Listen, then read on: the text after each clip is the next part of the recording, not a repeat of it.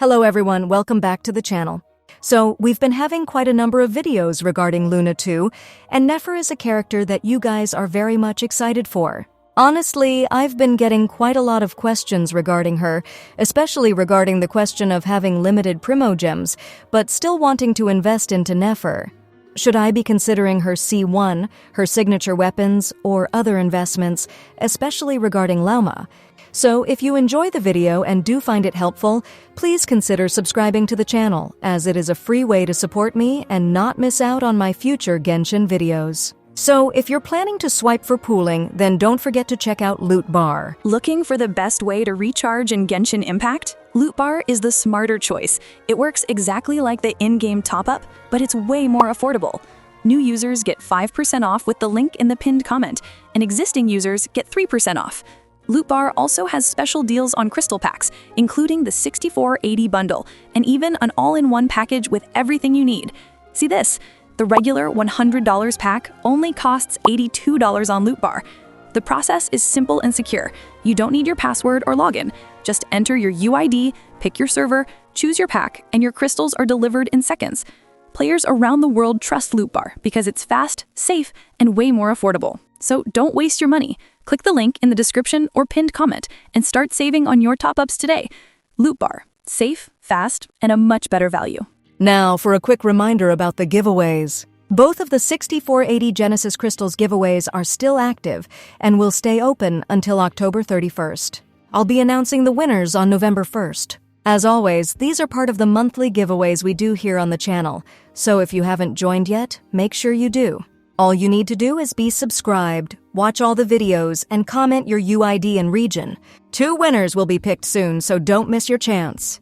Now, before we dive into investment priority, let's understand a bit about Nefer again, because Nefer is an interesting Dendro character in that she's not just any other Dendro DPS character. She is a hyper carry in pretty much the truest sense. We're talking about a character who can contribute basically around 80 to 90% of the team's total damage output, which is pretty nuts. So, Nefer revolves around the Lunar Bloom reaction, which is fundamentally different from regular Bloom. When you have Nefer or Lauma in your party, all Bloom reactions are now converted to Lunar Blooms, and only specific attacks from Nefer and Lauma will deal enhanced Lunar Bloom damage. Now, Nefer's animations and rotations seem pretty elegant and beautiful, but it can be a bit skill-based. This is because Nefer needs to use her elemental skill to enter her Shadow Dance state. Then she needs to perform up to 6 special charge attacks. During her rotation, each of these charge attacks summons a shade that deals the majority of her damage, and this is what scales with Lunar Bloom. So why would this matter regarding her investment? It's because Nefer is such a hyper carry that every investment directly into herself will translate into pretty massive DPS gains. This is why, if you like Nefer, considering investing more into her directly is rather a good choice. And that's why we have the debate about whether or not you should prioritize getting her constellations or her signature during her first official banner. Because, well, of course, the first thing is that you're somebody who doesn't have the ability to get both, which is why we are asking this question. Now, regarding C1 and Nefer's signature, in truth, both of these actually provide a quite similar DPS increase. We're talking roughly around a 20 to 25% damage boost each, but obviously that varies depending on your account.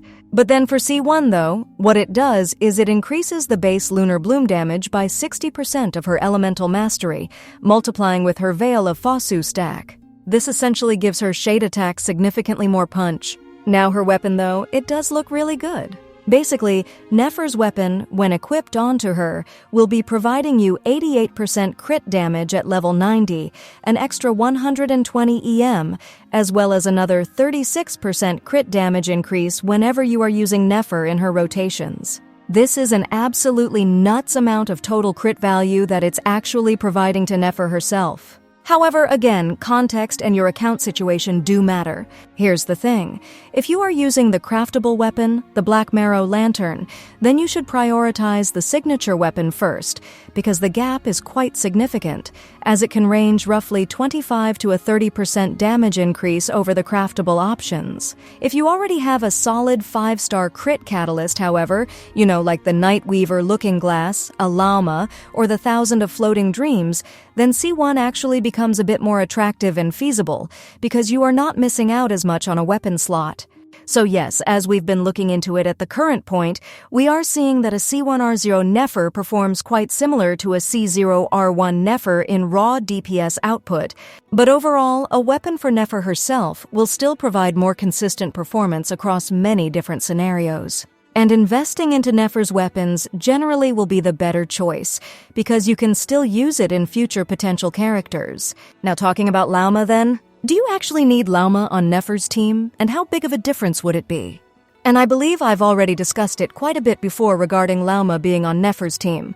But again, Nefer still would love to have Lauma on her specific team, just because the difference between you having Lauma and you don't is basically a pretty much 30% damage increase into Nefer's team itself, compared to a team without Lauma. So yeah, that's the thing about Nefer.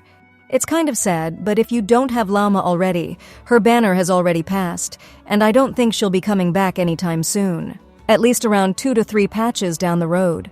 But well, what can you actually do about it if your account already doesn't have Lauma, but you still insist on having Nefer and want her to be powerful? Honestly, here's the interesting thing. If you do happen to have enough and try to get a Nefer at C1, you can somewhat compensate for a missing Lauma at the current point, as Nefer's C1 does have quite a decent bit of increase to Nefer's DPS. So yes, for some reason, if you skipped Lauma, haven't been able to pull for her, or you don't like Lauma on her team for some reason, then investing into both C1 and her weapons is probably the way to go forward and wait for future investment on your account. So basically, that's a bit of me going through the details of Nefer's investment. Here is going to be my personal investment roadmap for your more specific account and your choice. Now, scenario 1.